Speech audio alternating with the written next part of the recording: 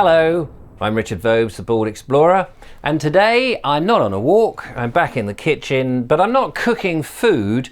I'm going to teach you how to suck eggs, basically. I'm going to talk about coffee, and I know that you probably know everything there is about coffee. You're probably far more expert than me.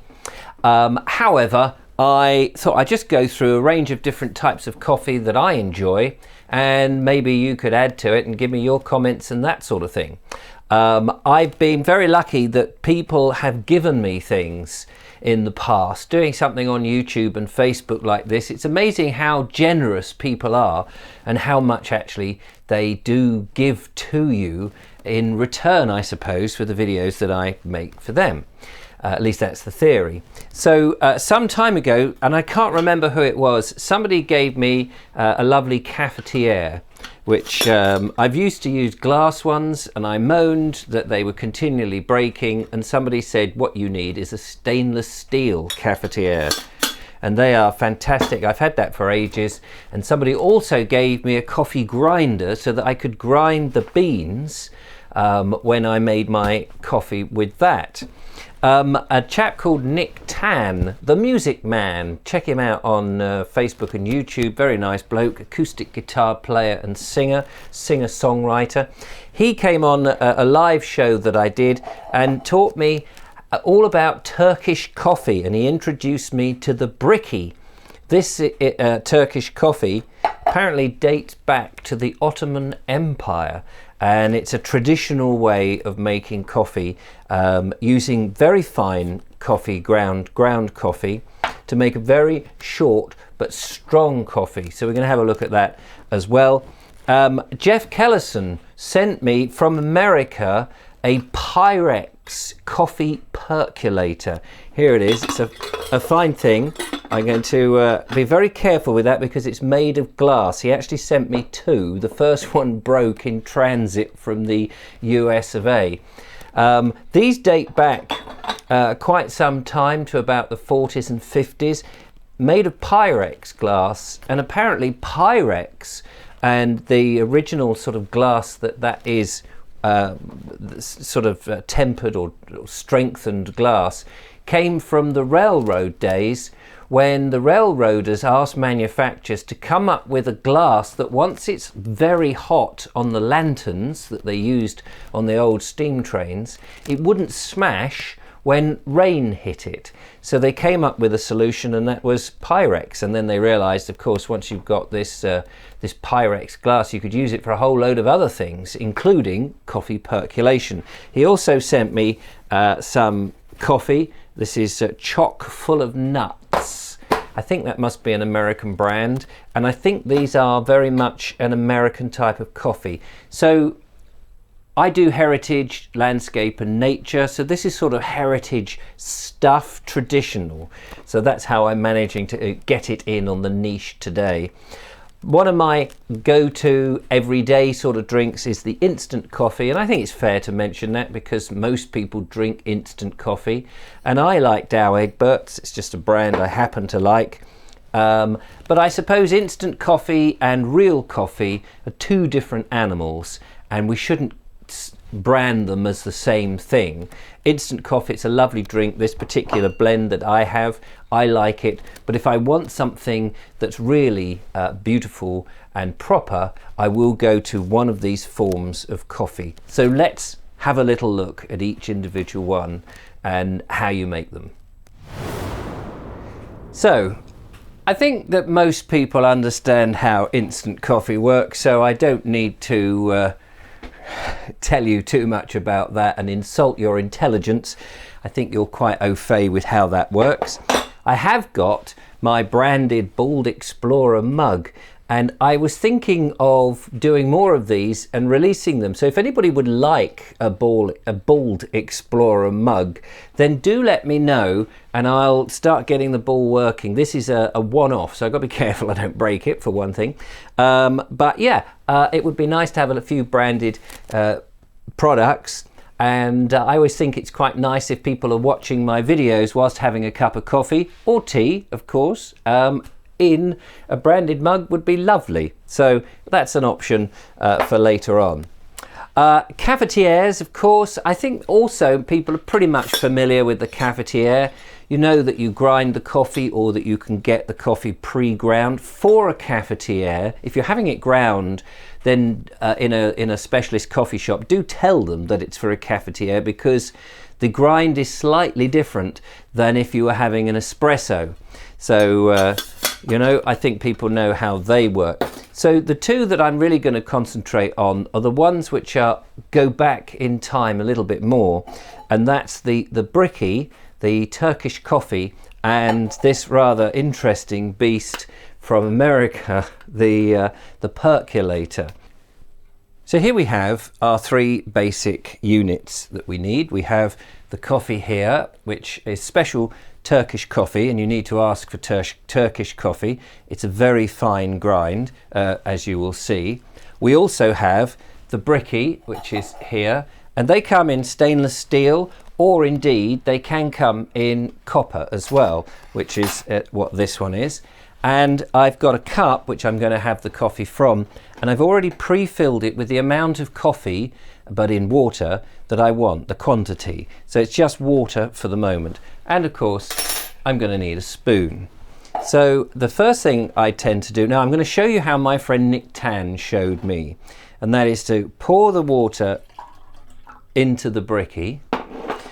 So that's all done. Then take the coffee, and it's a bit of experiment here because you don't always know how much coffee to put in. So I tend to put in one very heaped teaspoon and a little bit more, and then that should give me the right sort of strength. The next thing to do is to stir this so that it all mixes in as much as it can do. This is how Nick showed me. And then, once you've stirred it up, you put it onto the heat and you don't stir it again. Now actually, I do give it one final stir once it's on there, because it's important that all of the coffee powder is sort of mixed in and it's not too much. But the point of not stirring it, apparently, is this kind of coffee is supposed to be a frothy coffee. It has a head on it.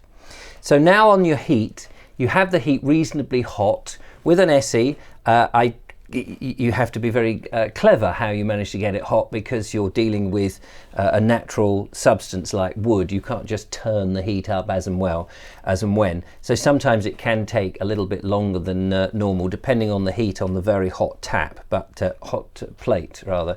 So we'll see. But what will happen is it'll start to begin to come to the boil, and as it does that, the froth will grow inside the pot, and you lift it off just before it's about to overflow, and then once that's done, you serve.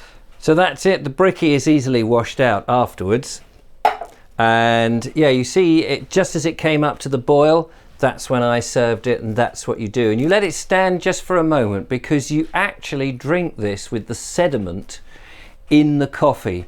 So the sediment drops very, very swiftly, and then you have this rather lovely, luscious and deeply concentrated coffee drink, which you traditionally sip and you savour every little mouthful. And of course you can add however much sugars or sweeteners or syrups or whatever it is that you put into your coffee, and you've got this lovely little drink. So I'm just going to sample it. It should be quite hot actually.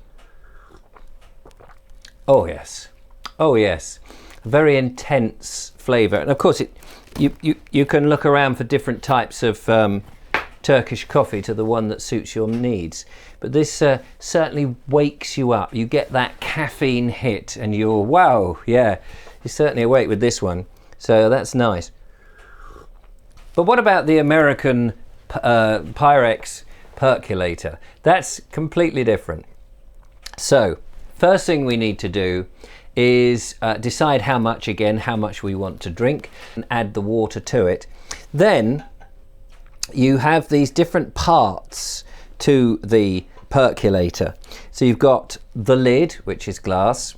You have the stem, And this is the actual percolating bit. This is the bit that what happens is as the water comes to the boil, it goes up this glass stem and into the capsule, which is, or cradle, I don't know what the technical term is, that's holding the coffee. And the steam condenses and goes back down through the coffee, turning back into water, and drips into the bottom. So this is very careful, because you have to be very careful because it's made of glass. So put that very carefully into the jug, I suppose. The next thing is, again, it depends on how much coffee you like, how strong you want it. Decide how much coffee. I usually think about 2 tablespoons or 4 teaspoons tends to give me on a 2-cup drink a nice strength. So that works quite well. Add the coffee in there, and then you take the capsule and its little lid. It's got a little lid. They go together like so, and again you place that into the Pyrex dish and onto the stem, and then return the lid. And that's it. It's all ready to go back on the heat. Now the great thing about this is you can leave it on the stove and it'll just take its time. You bring the water to the boil, and once it's boiled, you then put it on simmer. And then the percolation happens. The bubbling water turns to steam. It goes up the stem, as I explained, and then it condenses and turns back into water, and it drips through the coffee on the basket. And there it is. There's the coffee. Shove that down there. Now that's all ready, and you can just pour it straight away, as I said before, straight into the cup, and you can leave that on the heat to just sort of keep warm, basically, and then afterwards clean out the material very carefully, because it is all glass, and then store away somewhere safe if you've got one of these. But apparently this is how they used to do it. Let's give that a pour. That's very, very hot. Just pour that into the cup there. That's enough for me for the moment. I don't want to have too much coffee going around in me. And so that's it. In my mug, how lovely is that? The Bald Explorer, as you can see. Of course, the great thing about having the coffee is you've got, on the stove there, you've got the aroma filling up the house, which is lovely. And so when people, it's like coming in, you know, they say if you're selling a house, put coffee on, or fresh bread, because it makes the house seem so much more appealing, and you can't argue with that, can you? Cheers, ladies and gentlemen. I'm going to sip this very carefully because this is very, very hot. I don't tend to, in real coffee, put milk or sugar in. I just have it black so I can taste the coffee as it is, which is delicious. But of course you may do things very differently. So there we are, vintage things and traditional types of coffee. Hope you've enjoyed the video, something a bit different. I'll be out and about. The weather has been grim today, so hence being inside. Don't forget to follow, like, subscribe, become a patron. Give me a thumbs up. Support what we do. Go to baldexplorer.com and you can make a donation if you so wish. A big thank you to those that do. Very much appreciate that. And I'll see you on the next one. Until then, take care and thanks for watching. Cheers.